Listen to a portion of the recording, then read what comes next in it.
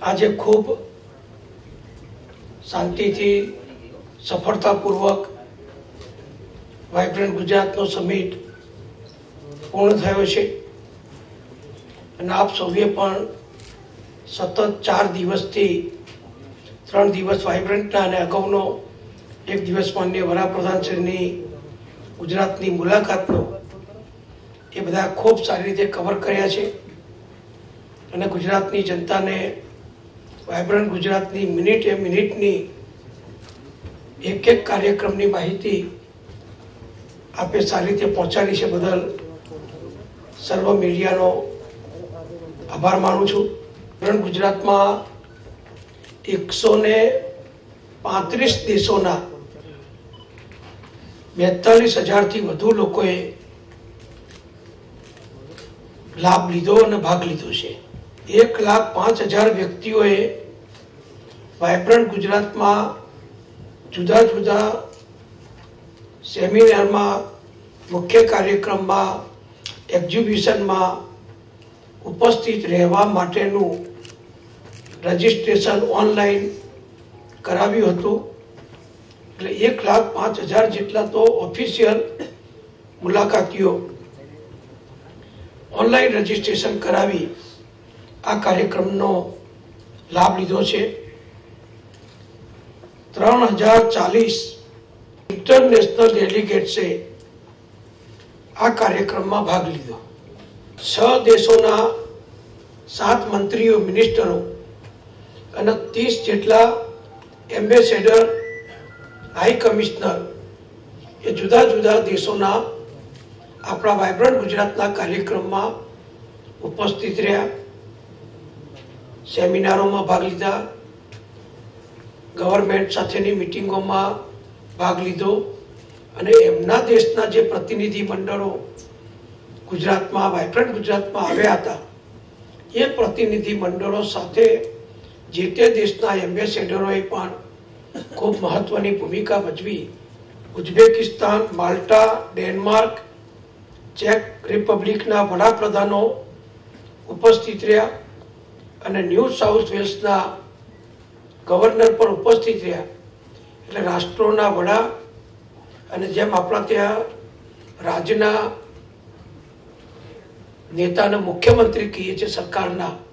એમ પ્રદેશમાં ગવર્નર કહે છે, તો એવા ગવર્નર પણ આપણા કાર્યક્રમમાં વાઇબ્રન્ટ ગુજરાત દરમિયાન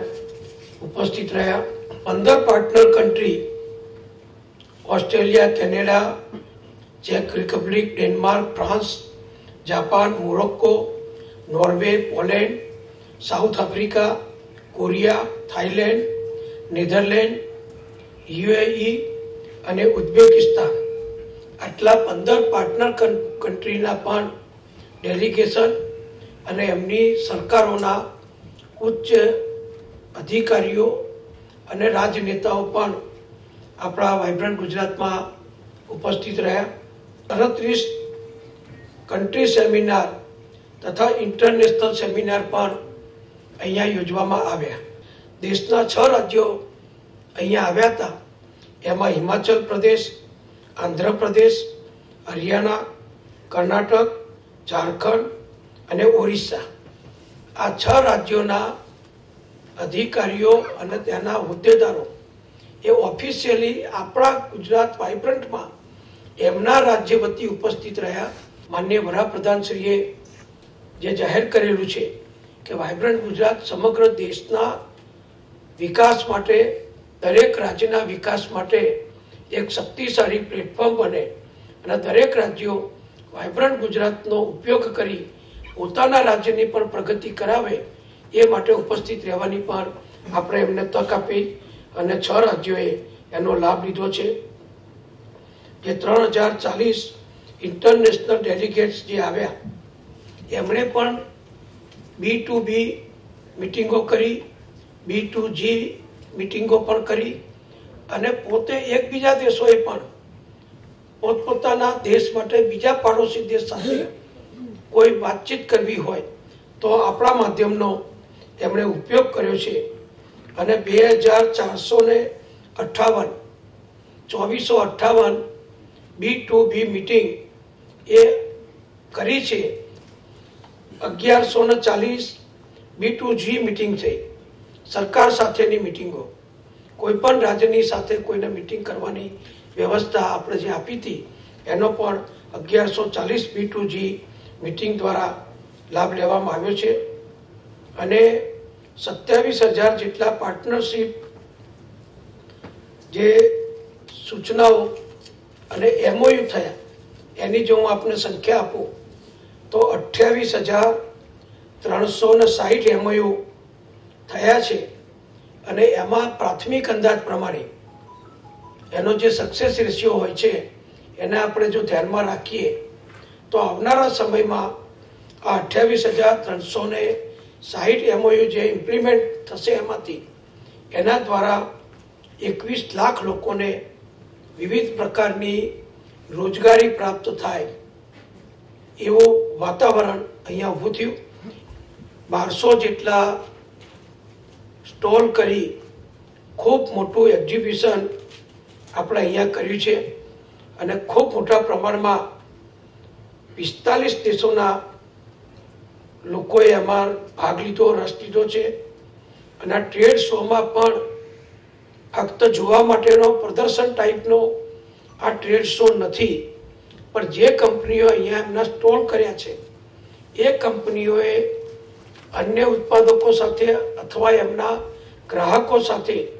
એમણે જે મિટિંગો કરી છે, જે કરાર કર્યા છે એમાં લાભ બધાએ લીધો છે અને 15,000 કરોડથી વધુ રકમના જે MOU કર્યા છે એ 15,000 કરોડ જેટલા થયા છે ને એનો પણ આવનારા સમયમાં દેશને અને રાજ્યને લાભ મળશે. કે આફ્રિકા ડે એ આપણે આ વખતે નવું એક ઉમેરો કર્યો હતો અને આપને બધાને જાણીને આનંદ થશે કે આફ્રિકા ખંડના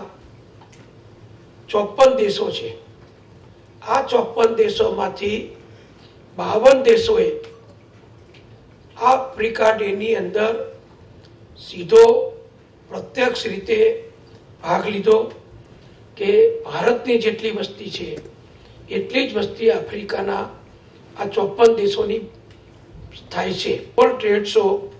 2 લાખ ચોરસ મીટરની અંદર આપણે જે યોજ્યો છે, મેં અગાઉ કહ્યું એમ 1200 સ્ટોલ અને જે વ્યવસ્થા જે ત્યાં કરી છે એમાં પણ બધાએ લાભ લીધો છે. મુલાકાતીઓએ શેપિંગ એ ન્યૂ ઇન્ડિયાની થીમ સાથે વાઇબ્રન્ટ સમિટનો જે આપણે સુરત, રાજકોટ, વડોદરા અને અમદાવાદ ખાતે જે વિદ્યાર્થીઓ વગેરેએ જુદા જુદા સ્થળોએ ભાગ લીધો એની સંખ્યા પણ લગભગ 3,000 જેટલી થાય છે.